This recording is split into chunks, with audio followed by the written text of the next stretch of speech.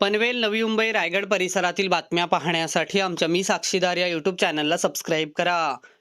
उरण आणि द्रोणागिरी परिसरातील हजारो नागरिकांच्या दृष्टीची ओढ आता एका सुवर्ण टप्प्यावर येऊन पोहोचली आहे.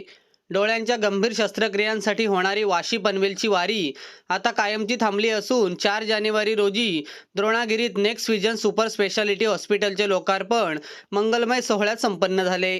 विज्ञानाची कास आणि तज्ज्ञांचा विश्वास डॉक्टर नितीन तिवारी आणि त्यांच्या भारतातील नामांकित संस्थांमधून प्रशिक्षित झालेल्या 5 उपविशेषण डॉक्टरांच्या टीमने उरणमध्ये सेवेचे व्रत हाती घेतले.